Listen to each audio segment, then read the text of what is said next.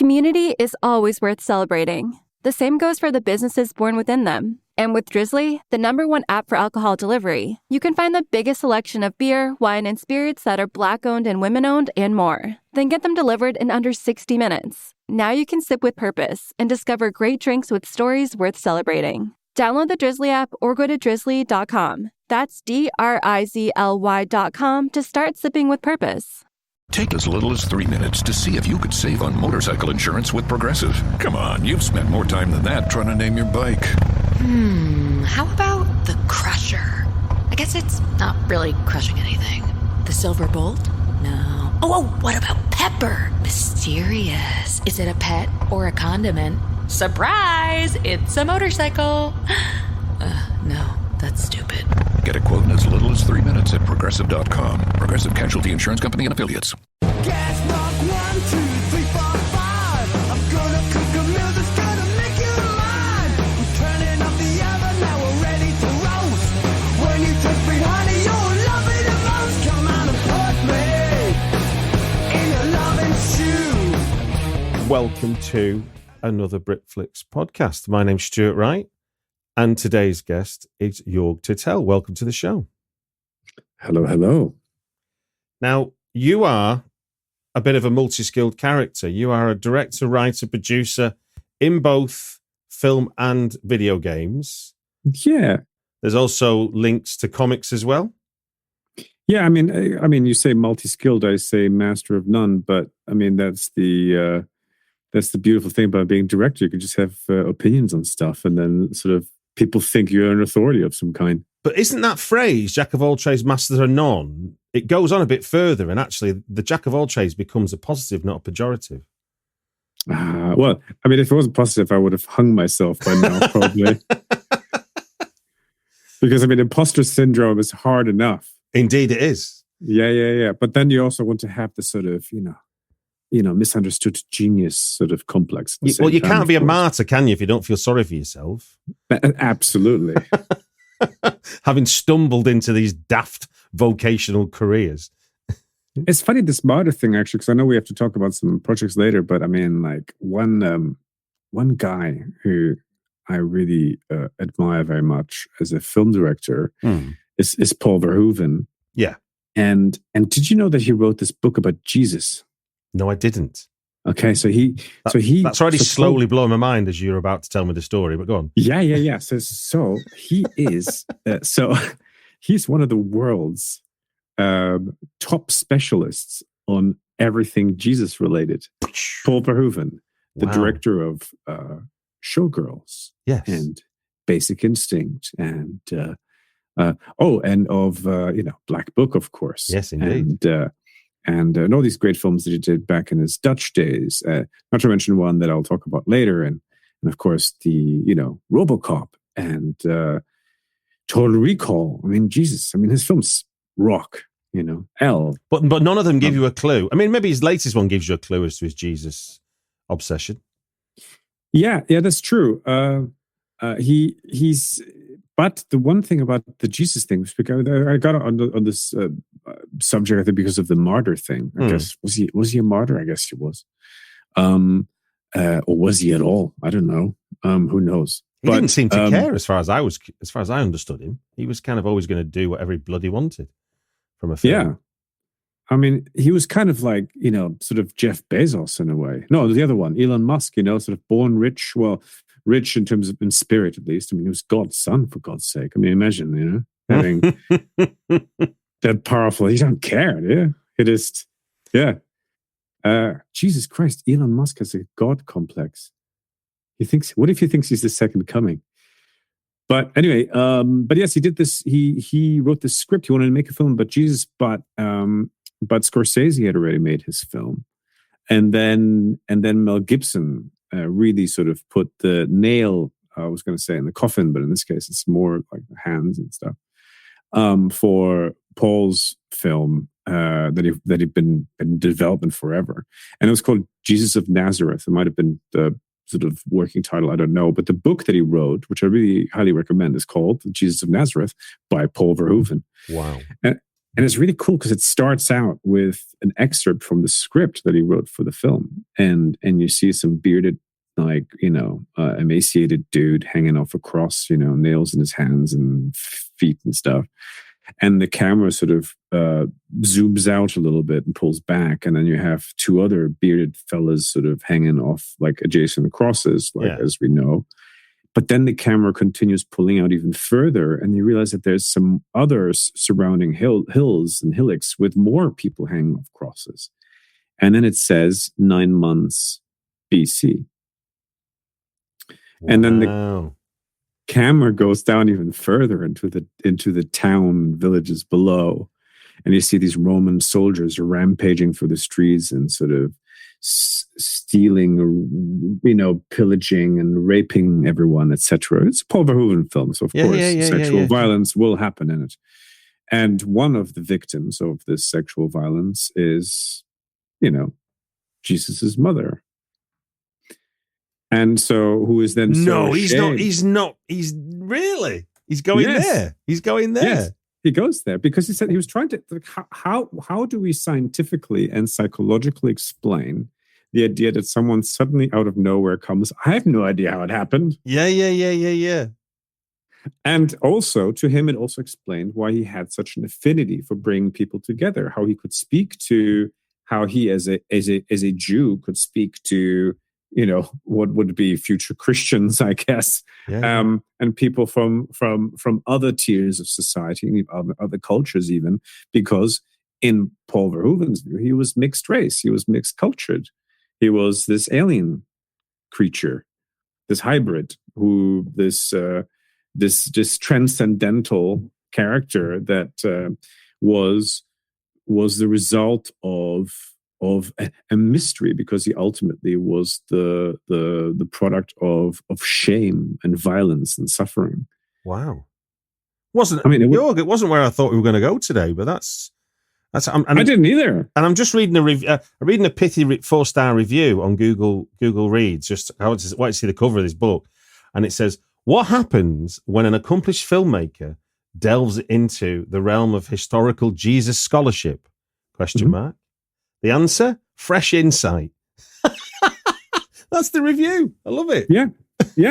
He's even, he's been accepted by, and I forgot what the name of the society is called. Is it called the Jesus Scholars or the Jesus Society or something like that? As a group of top scholars and sort of academics and historians, etc., who've been studying Jesus for decades, and they've invited him into their ranks. They actually accept him as a proper scholar of Jesus.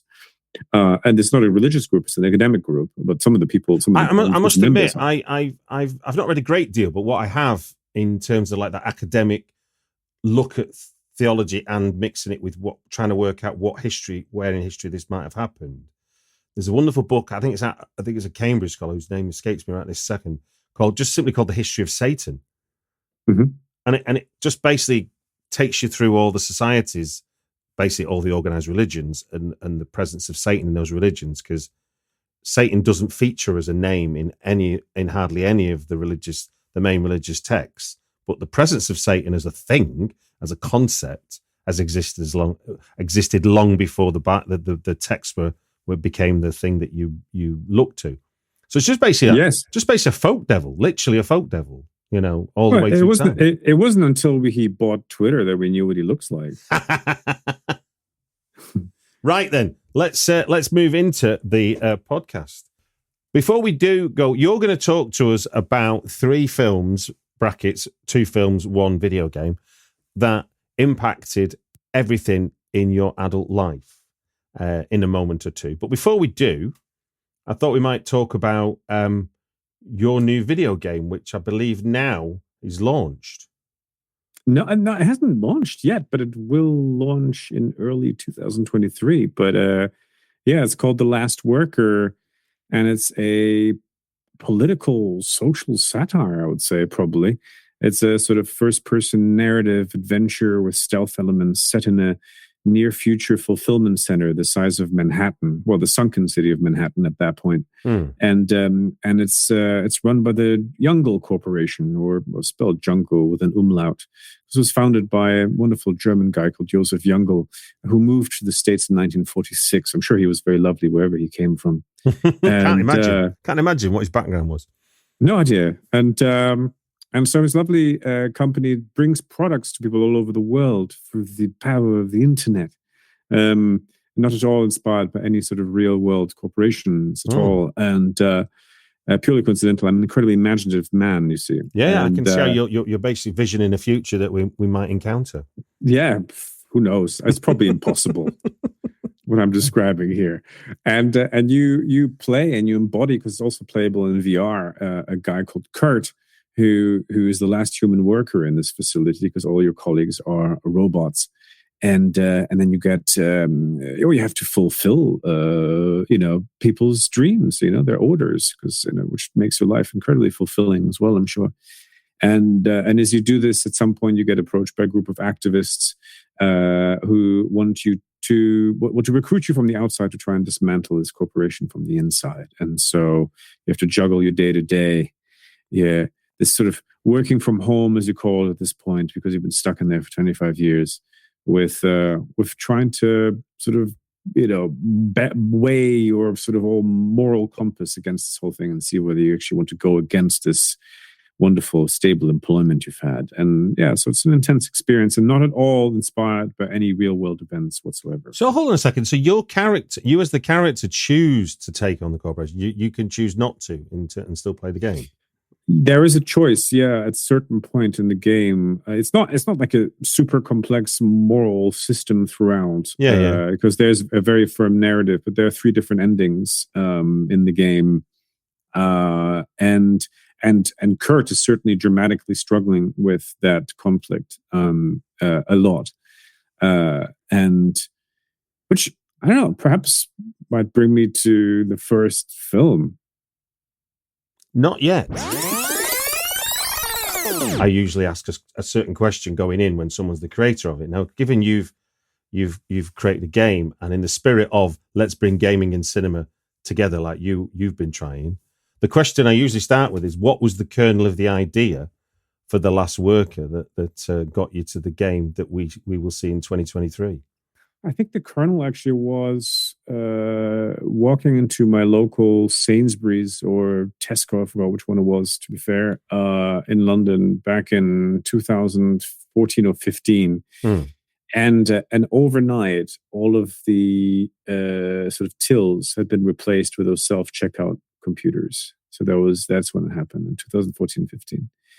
And the employees that I would see every day, every other day, and some of them I knew by name, and some of them I knew what they were into, and some of them I knew played games, and others I knew had children and stuff like that, were suddenly gone. Like there were only 2 employees left, one behind the till. Now there was this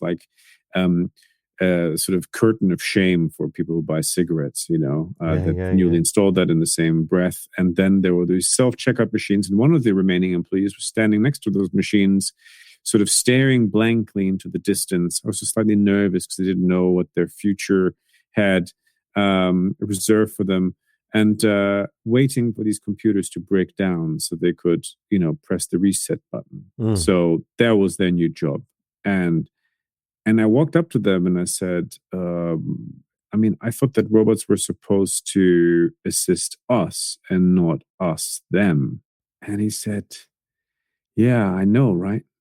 I said, so, and the thing that I said to him as well is like, in Terminator 2, at least, we know they looked scary and they tried to kill us. And now they're just these boring ass boxes. But they're doing the same thing. The uncanny valley, eh? If it doesn't look like us, we're not scared of it. Yes. And so they really styled this. What really annoyed can I curse on this show? Can, yes. The fuck out of me was the fact that these big tech nerds that have shaped our current future have absolutely no imagination whatsoever. they've basically all grew up on the same sci-fi movies that we have, all found them all as cool as we did. But they have no imagination how to apply any of this stuff to the real world. And also in their pursuit of efficiency and lowest common denominator bullshit, have sort of styled it in the most efficient and therefore the most inhumane and the most sort of insipid way. And it sucks. I really hate our sort of the visuals of our current existence are so boring. You know, we don't even have a fashion style anymore right now.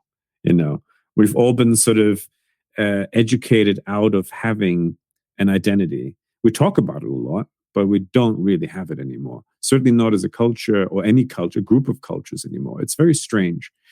So for the last 20, 30 years, like our fashion hasn't evolved or changed. You could take a photo, certainly from like 2010 onwards, 2000 onwards, and like it all looks the fucking same all the time. It's weird because when you take a look at last century, you know, the 2020s were very different from the 2040s, the 2006, the 60s, from the 70s, from the 80s, the 90s. Like, but the 90s. But I would say, I mean, I think this is a different part of the again, not a part of the conversation I'm going to go into. But 1990s was like I feel like the first decade of recycling culture, up until the end of I think the 80s was kind of like the last visionary decade. I don't mean that it was the only one. I think they all had their own vision, but I think we epoched, I suppose, with what the 80s were. The 90s became like, right, okay, let's take stock. And I guess that might have been a psychological thing as we headed towards the new millennium. I don't know. But yeah, I think so. But you had, I mean, it's true because, I mean, David Fincher, for instance, who had shaped a lot of the 80s for us, you know, like Janie's got a gun and other music videos that he directed and things. But you know Anthony H. Wilson, who did Factory Records and used to manage yes. and all that kind of stuff. He had a theory which is kind of whacked out, but it kind of plays into this. And so it's about music culture. You can go 55. It's the idea of 11-year cycles since the Second World War. Mm-hmm. So you go 1955 rock and roll. 66 is the sort of pop music. 77 is punk. 88 is the house music revolution, and then after that it's like Napster and stuff. I've written about this in a very loose way because it's that idea of we go from, by the end of the 90s, we go from having been obsessed with culture as what the outcomes are to the object that we get the culture off. So the tech becomes the thing we're obsessed about, not the thing that gets us that used to get us excited, which is. Yeah, because we've suddenly become obsessed with the tool makers rather than with the sculptors. Yeah. And it's insane. I never knew who made Mission Decks, but I knew who made Apple iPhones, and that feels a bit weird. Yes, but at the same time, you know the brand that made it, but we barely know the humans that are behind any of this. So I can, because our basic curiosity levels have dropped to practically zero now. When 99% of the population, when you ask them who, like mentioned before, Elon Musk is, they go like, "Oh, it's the guy who did Tesla and stuff, and he just bought Twitter, and he's a bit wacky." And he was like, "Yeah, but where does he come from? Do you think?" And they're like, "I don't know.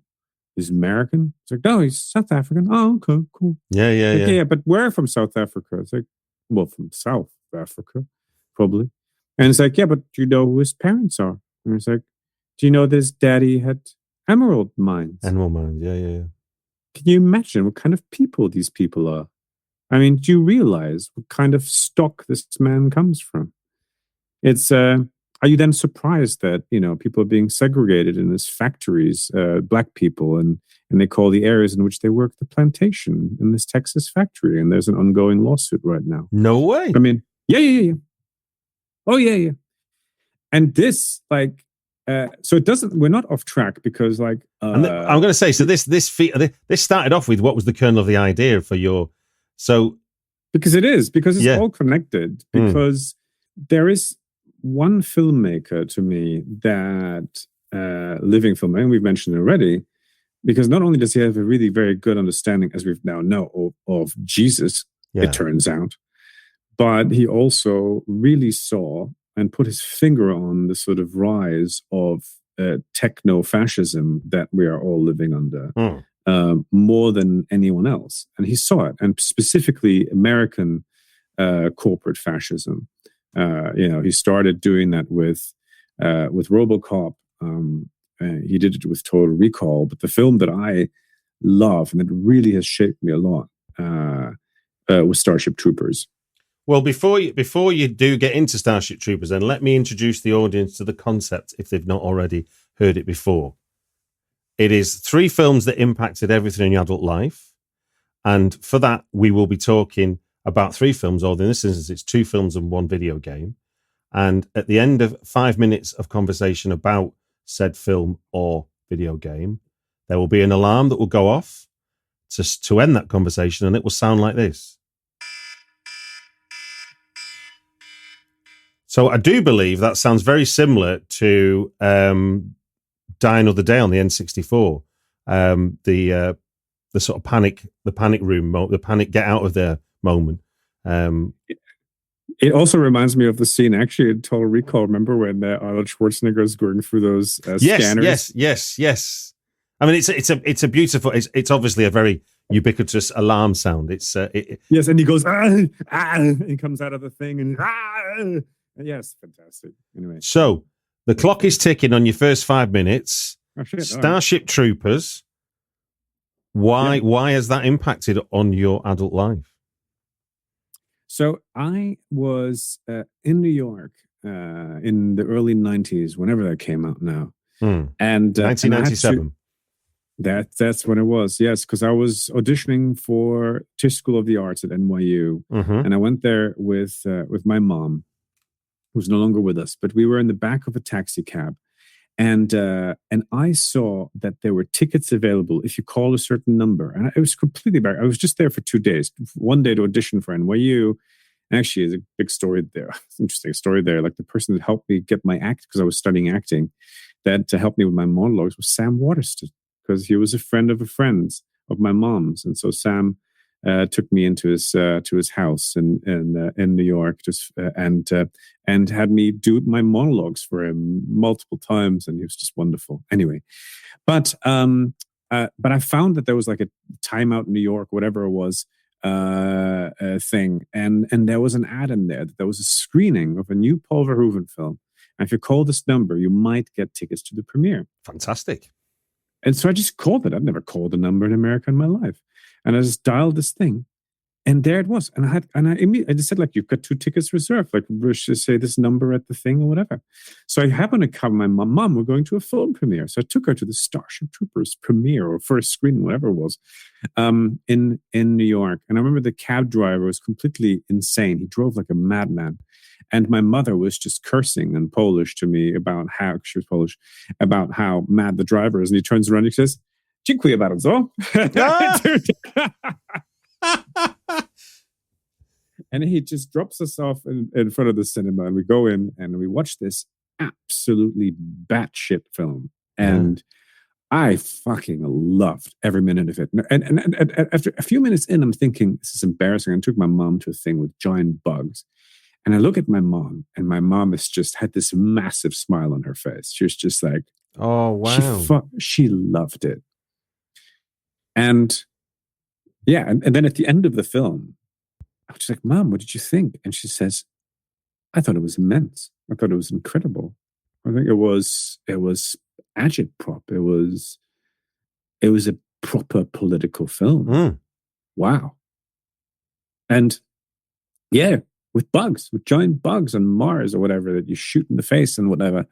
And because it is the dumbest, smartest film ever made.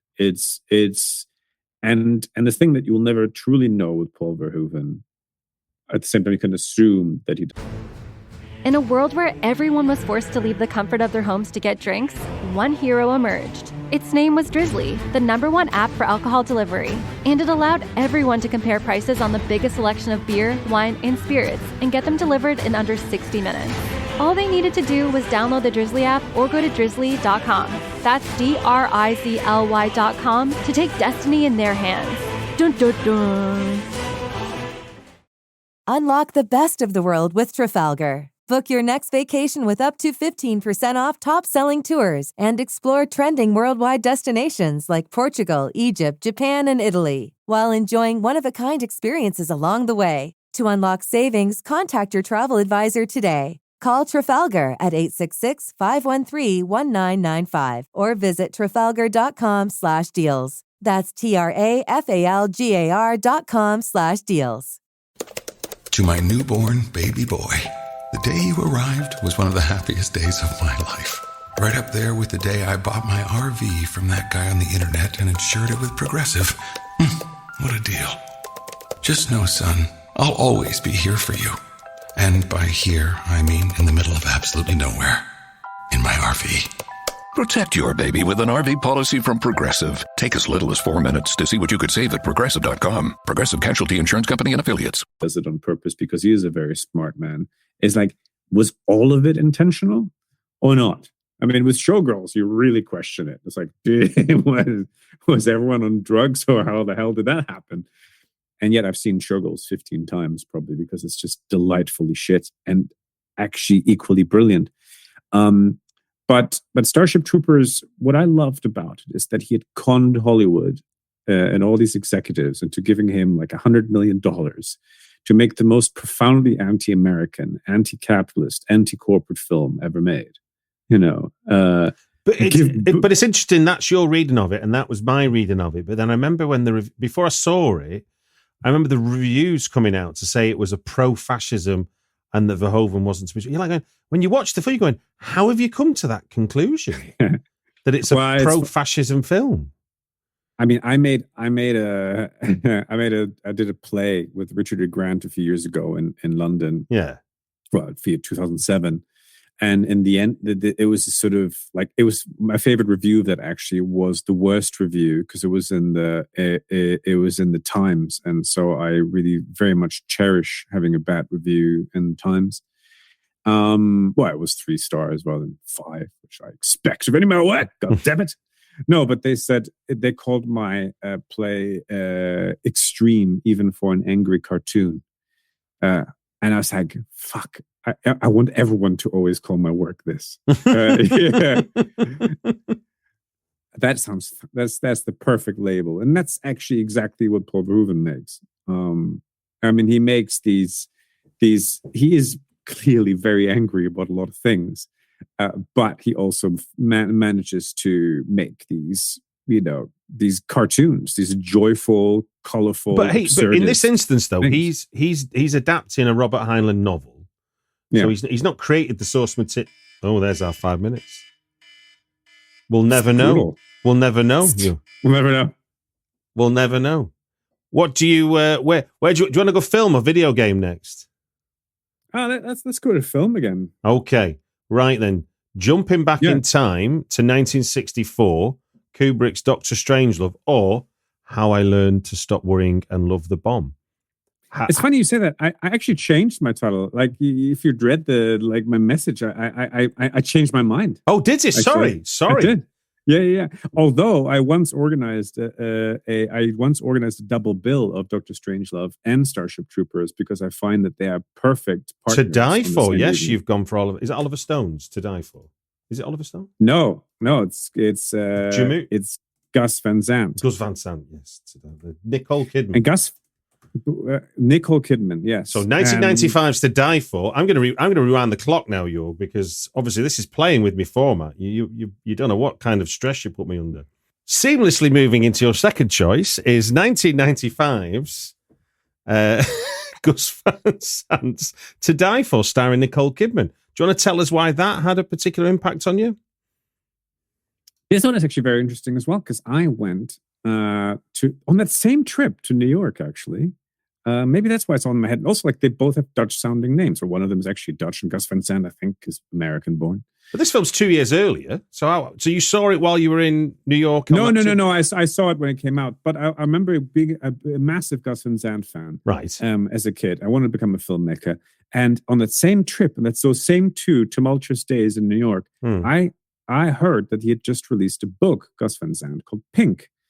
And so I sort of walked to a bookstore with my mom and found a copy of Pink. Oh. And I started reading it. And it was the most like hardcore homoerotic love story I'd ever read. And I certainly wasn't prepared for that. And it's quite funny. I still have that book. It's funny. Yeah, I just thought he just wrote some story that was similar to his films. It was not at all like his films. But To Die For is another film that pretty much predicted today, like Starship Troopers, which predicted the sort of American fascism, the sort of Fox News, do you want to know more nonsense, the sort of fake news, the bullshit, the imperialism. To Die For is a film that looked at the attention-seeking madness of society, the sort of becoming a celebrity at all costs, becoming noticed at all costs, no matter what the moral and ethical consequences. And Nicole Kidman's performance in that thing is mind-blowing. Like, she is fantastic in that film. It is an incredible satirical performance. Like, it's when the actors in Starship Troopers may not have been aware of the satire they were playing, Nicole Kidman and everyone in the cast of that film certainly are. Yeah. And it's genius. And everyone needs to watch that film. It is a film that will make you understand. It's funny because you were talking about how in the 80s perhaps sort of new culture might have stopped, and it may be true.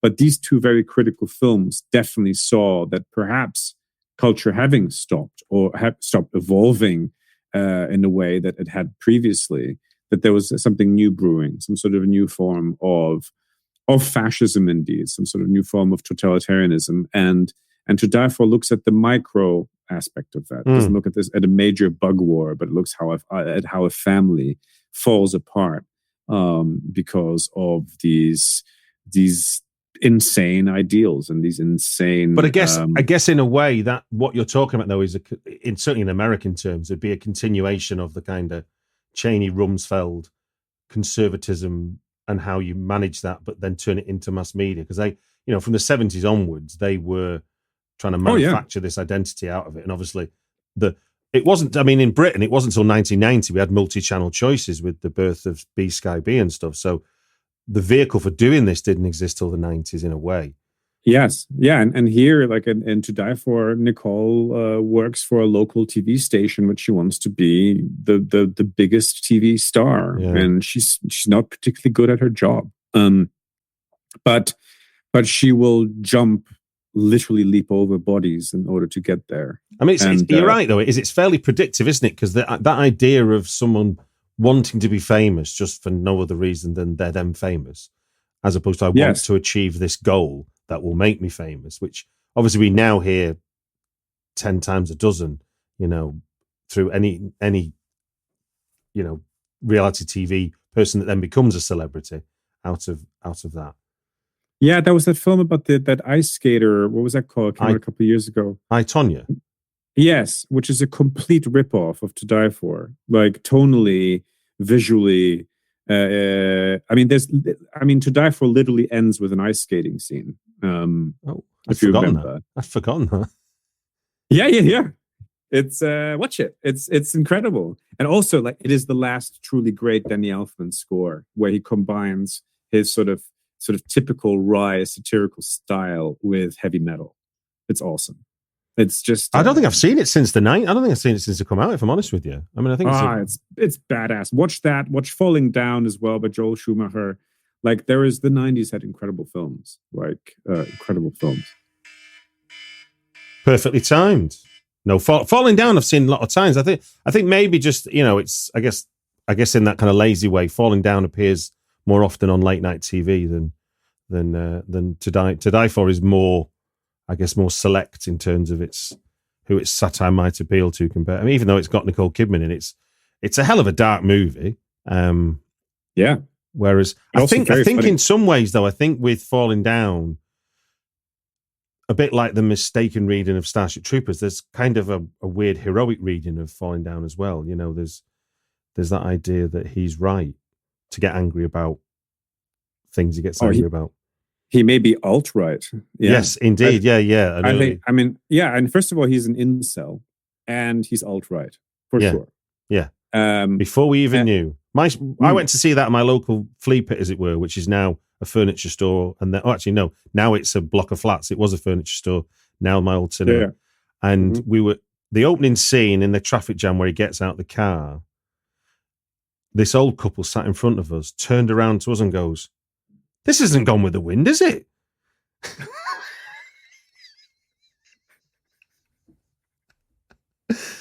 And it's like you managed to get that. You're thinking you managed to get that far before you realised. Well, I mean, that's genius. There was like it was a 2-screen cinema, and they'd obviously just walked in the wrong screen. But the idea they got that far, sort of post credits, before they turned around to us to check, is quite brilliant. Oh, and that photography by Andrzej Bartkowiak as well, and Falling Down, that opening scene. Oh my God, what a film! Yeah, everyone, all your listeners have to watch. Well, those 3 films now. It's cheating, of course, bringing up Falling Down, but I did it anyway because I'm a rebel. Right then, breaking with tradition completely, even though there's not really been a tradition established yet with my 3 films, given I've only done it 6 times. No. I'm already being introduced to an outlier. So 1986's video game, Outrun. Over to you. How does that impact on your adult life? Well, I have mentioned those 2 American dystopias, having also been a big fan as a kid of like the sort of Genesis Land of Confusion video, and my parents were sort of Reagan fans. My mom being Polish, I mean, she liked the idea that this guy was like, trying to dismantle Russia as quickly as possible. So of course she liked that idea, but I saw that Genesis video, and he wasn't portrayed as a good guy because he had his finger on the atomic bomb. So I believed them.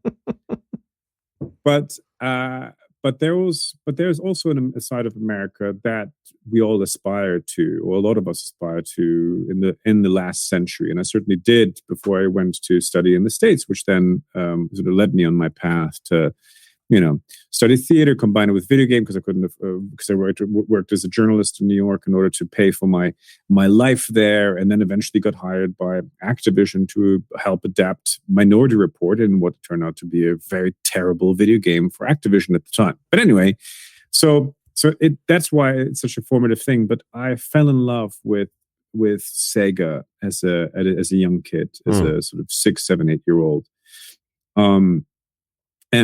and experiencing Outrun in the arcades in outside of Brussels in Belgium, where I grew up, was insane. I mean, the feeling of actually, because it was a physical cabinet, you were sitting inside this race car essentially, this cockpit, it was actually moving left and right and stuff, and the engine was roaring, and the whole thing vibrated when you're inside of it, and it was as close to VR as possible at the time.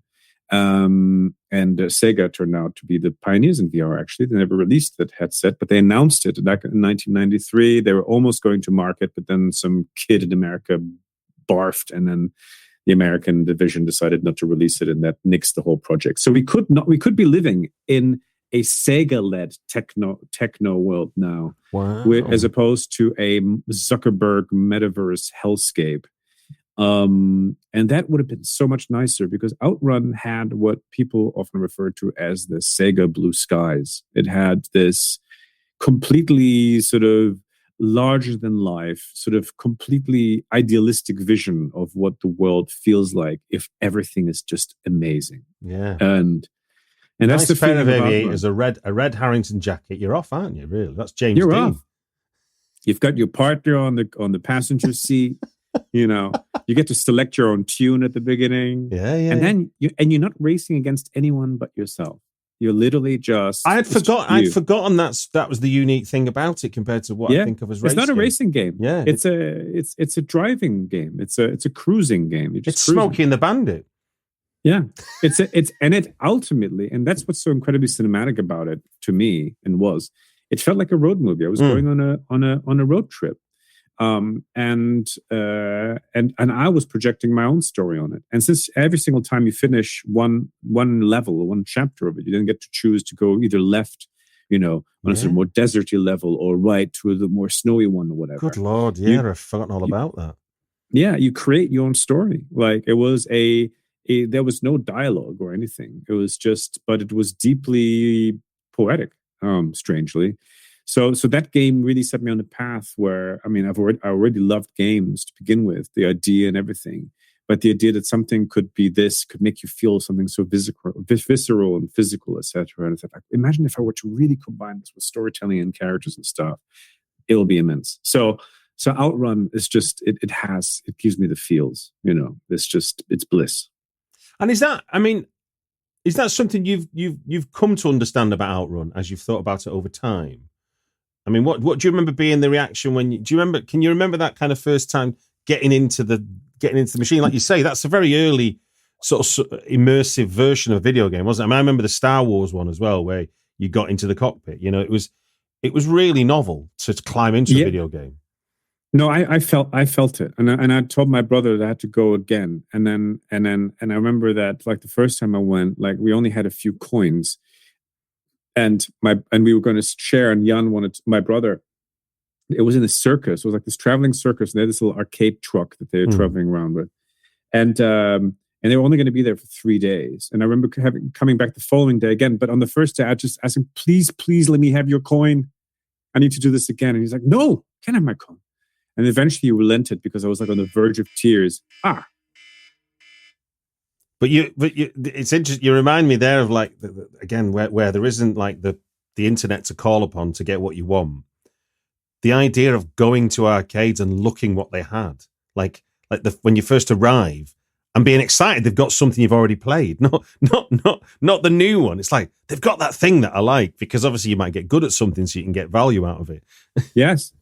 It's that whole experience. Like I read this wonderful piece yesterday. Actually, it was an older article in Eurogamer by Jennifer. I forgot her last name now. Very good game journalist, and she wrote this wonderful piece about how, as a kid, there was a game called Legend of Thor Beyond Oasis, depending on the territory where it came out. A Sega game as well, on Mega Drive or Genesis, depending on where you are in the world. And she like rented it at a Blockbuster. I think it was in the UK actually, so it must have been anyway, Legend of Thor. And she was playing it and rented it, and she couldn't quite finish it, and so she had to return it to the rental place. And then she couldn't afford it for a few days, and then she'd have to return to it a few days later and rent it again. But they only had 2 copies in the shop. And so whenever she had a save game, and it was one of those novel cartridges that actually saved the status of the game, right? Wow. And so she saved it, and then she marked it. She wrote something a little bit in the manual or something. So when she would open the box and look at it, I was like, yeah, that's the one where I had my save game on it. But some a-holes would just not respect the fact that one of the 4 memory slots that were in there, maybe someone. So she ended up playing the game from the start over and over and over again. But she didn't mind. I mean, she kind of was annoyed that other people didn't have the respect for her save game. But it didn't, now, like imagine if you have to experience the content again for an hour. You would have the new thing, and the new DLC, the new bullshit, like every hour. Back then, we were okay with it. It's interesting. Yeah. So Outrun actually, it has that feeling of just it's so simple. It's like it only has these 5 different worlds in a way or maybe it's a little bit more than that actually. Branches that you can get through, and it's like sure, it's repetitive, but it never feels old. It's because it's just perfect. You see, I was a year earlier. I was just looking then what date it came out. Gauntlet was my video game of sort of sadomasochistic pleasure, because obviously that was a big game and you could get far and you could continue. But then I'm trying to remember now if it was late mid to late 80s. I must have got a Commodore 64 by then, and once had it at home. Like the idea of being able to endlessly play it for free, as opposed to needing to put money in the machine, was absolutely liberating. It was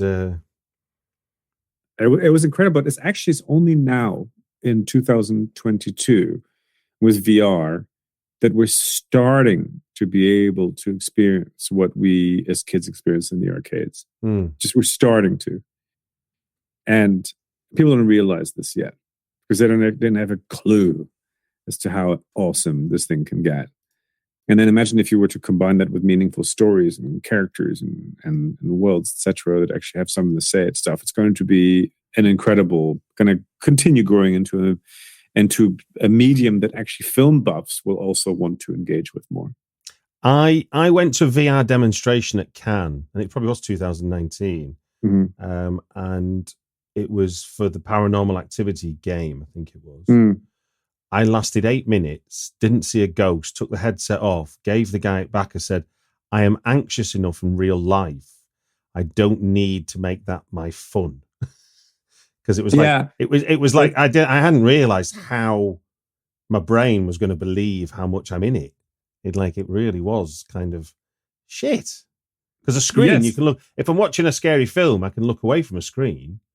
Yeah, there's no escape. I don't like to freak people out artificially, and I mean, that said, I think my next project will likely be something quite intense. Not a horror game, but very intense. But I want to give people more of a drive than everything tries to kill you.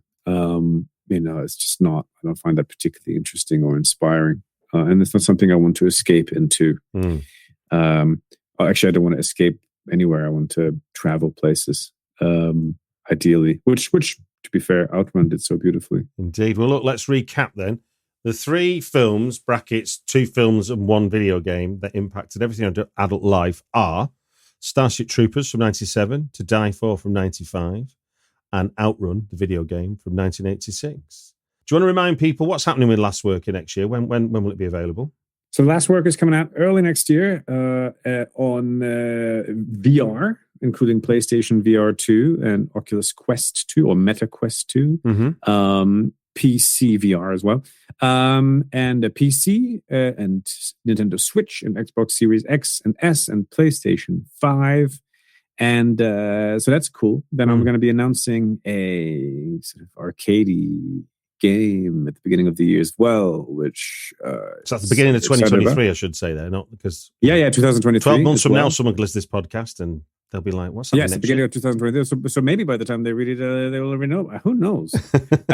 And then I also have a film that I shot in the summer called A Winter's Journey, starring John Malkovich and Jason Isaacs and Olafur Dari Olafsson and Martina Gedeck from The Lives of Others and a bunch of other fantastic people there. We shot in Poland during the summer, and that's with Sony Pictures Classics and the team behind Loving Vincent, the Oscar-nominated painted animated film. So we're combining some of their techniques with our own, and it's coming out in 2024, and it's a pretty big movie, and I'm very excited about that. It's now finished editing. I hope we can get you back on the podcast to talk about the film.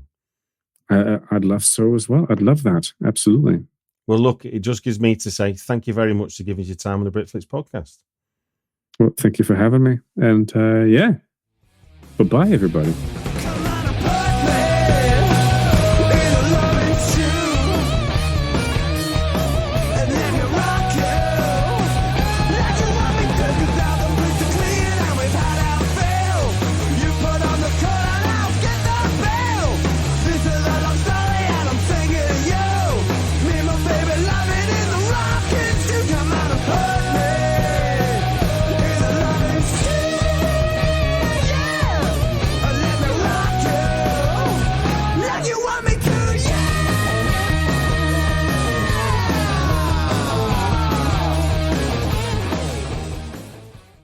At Kroger, we want our fresh produce to meet your expectations, which is why we're dedicated to doing up to a 27-point inspection on our fruits and veggies, checking for things like scarring. In fact, only the best produce like zesty oranges and crisp carrots reach our shelves. Because when it comes to fresh, our higher standards mean fresher produce. Kroger, fresh for everyone. Save big on your favorites with the Buy 5 or More, Save $1 each sale. Simply buy 5 or more participating items and save $1 each with your card. Kroger, fresh for everyone.